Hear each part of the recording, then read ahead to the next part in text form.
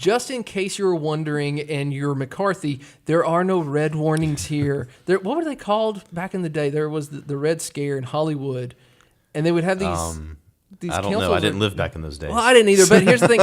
There was a time in America where communism was a big scare, where everybody was scared of communism. And it seems that today there's an uprising of people supporting communism and socialism. And so what has attracted, especially our generation, the millennial generation, to that? Well, we discussed that in the last segment with Jordan and with Cedra and myself. So if you missed that, you can always find that engagemagazine.net. Guys, what we want to do in this next segment is we want to focus a little more on the differences.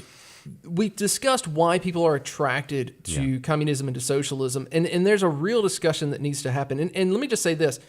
If you're listening to this and you have someone that you know, or if you yourself are attracted to socialism, there's like I said, discussions that need to be had. We'd love to have those discussions with you. You can email us, engagefaq@afa.net, or hit us up on, we're going to post this to YouTube, which you can watch us on YouTube, but also to Facebook. And so we'd love to have a discussion with you. Come and comment. Let us know what you think. But we're going to discuss a little bit of communism and socialism, but we're going to focus on why do we support capitalism? Because it's easy for us to say, oh, this is what I'm against. Yeah. And there's a time and a place for that.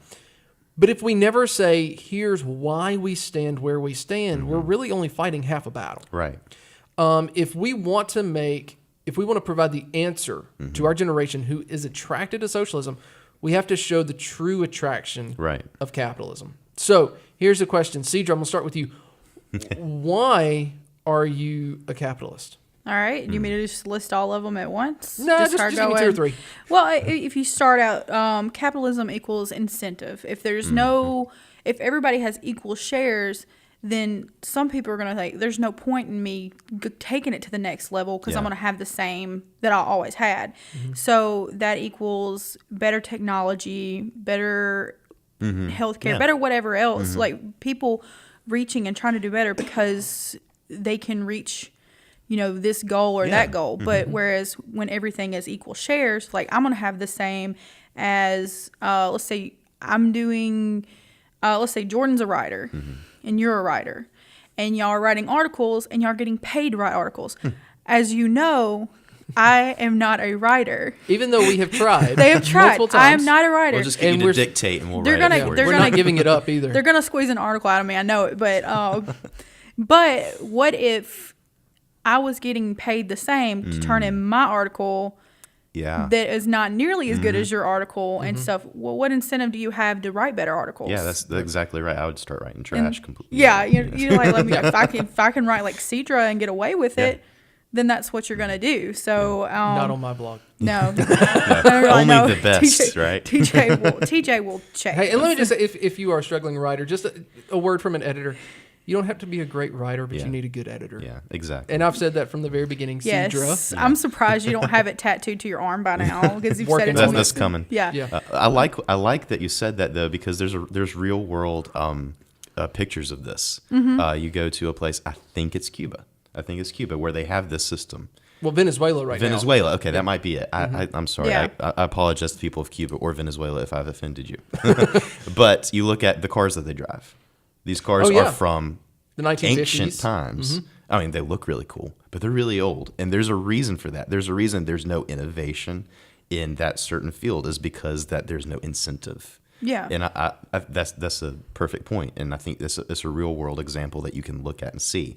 Because there will be some people with good intentions who will try to, for the good of mankind sort of thing, like try to improve life.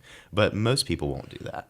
And I think it's just a thing you need to face. Right, but here's the problem. So let me bring it back to socialism, because when you have those who do the incentive, they study, or they just simply have a great idea. Okay, now I've got this great idea. I have pursued it. I have invented the computer. I have invented Windows operating system. Okay. Now I need all my underlings, right? I'm going to make billions of dollars, and I'm going to pay them $2 an hour. Okay. The thing is, that is part. Now, that's an oversimplification of the argument, and I get that. I'm being hyperbolic on purpose. But that is the idea. should there be where one guy becomes the richest man in the planet and another guy makes minimum wage and they work for the same company? Yeah. Well, is that okay? Is that okay? I mean, I think it's hard just to throw a big blanket over all of these situations. There are some people who make a lot of money who are brilliant and work extremely hard to get where they're at. This is typically my response to that. Okay. Yeah. The guy who's making minimum wage Yeah. should not be making minimum wage forever. Right. No. Capitalism, you start with an organization and you grow with it. Communism, you start and you stay at the same place. Yeah, exactly. There's no room for growth. Incentive. Right, Yeah. right. I'm bringing that back. So the idea being, no, you're probably never going to make the same amount of money as Bill Gates. Okay? Man, I can dream. But here's the thing. I actually have an article on Engage to where I read a report or heard a report on the radio that Bill Gates once again was the most rich man or the richest man on the planet. And my immediate response, I'm weird, I know, but my immediate response was, God, thank you that's not me. Oh, okay. If I had $1 billion, it would kill my soul because I know me. I know my propensity to say, hey, I got this. I can handle this. Right. And it would not be good for my soul. So I trust that God has given me what I need right now. And you know what? Bill Gates has all that money. That's great. Yeah. God praise you that you have given him that much money. But I think what it comes down, and I think this is also part of the reason why people look at those who support socialism and say, oh, well, you're just greedy. You're jealous. And like we said in the last segment, that's true in aspects. But there's also probably some more nuance to that we need to discuss. We teased out the last segment with a question that we did not have time to get to. I want us to focus on it now. Okay. But first, let me say this. You're listening to Share Truth, Apply Scripture, the radio program for EngageMagazine.net on American Family Radio. And here's the question before us. Can we say solidly, blanket statement, that capitalism is a biblical system? That's a dangerous question to ask. It is a bit of a dangerous question. I'll take the heat for this. Okay. I don't think we can. Thank you I for don't saying think that. I can say that capitalism is a biblical system. Here's why. The Bible doesn't lay out an economic system. Right. Okay? The Bible has one primary function, and that is the progressive revelation of the character of God. Now, here's what I will say. I will say that I can look, and I haven't in depth studied economic systems, but economics is kind of a nerdy interest of mine. I enjoy reading about it. I enjoy listening to podcasts and watching videos on it. What I do understand of capitalism, I can look at it and say, this was developed by men and women who had ideas that were inspired by biblical principles. And that's good. When you look at the scripture, you won't find an economic policy laid out for you. You will find economic assumptions. Sure, you will like private property. The assumption of private property, the assumption that you are able and you have the right to defend your private property, buying and selling. Who does not work, don't let him eat. Yeah, there are these underlying assumptions, but they're all based on the assumption, and this is the cornerstone, I guess, of biblical economics. That men are sinful. Right. And see, that is my number one difference between capitalism and socialism and communism. Yeah. And it's this. In capitalism and socialism, you have to work with the assumption that all men will work with altruistic motives. Yeah. Okay. They're not. No, that's not going to happen. On the conversations that I have with my friends that support socialism, this is what I typically say. Where are the checks and balances in socialism? It has to be within the state. Right. That's why you get socialism and communism together. That's why everybody confuses them. Because you can't have a communal society, which is what socialism wants, without an all-powerful state, which is what communism is. Right. Capitalism, we're seeing it right now with Yeti. Yeti has a great product. Yeti made a political statement that people don't like. People have stopped buying Yetis. Yes, and this is how it works. Right. That is they take responsibility for for their actions. Absolutely. That's also why I like our government system, because our founding fathers were smart enough to say, look, power is attractive to all types of people, Right. the good kind of people who say, I want power so that I can better my country. And then there's another type of person who says, I want power so I can better me. Mm-hmm. Yeah. We need checks and balances so that there's not too much power in one person. Right. And the reason I like our democratic republic, the reason that I like capitalism is simply that. There is a check and balance on the fallen nature of mankind. Is it perfect? No, absolutely No. not. Definitely not. Are there issues? Yes.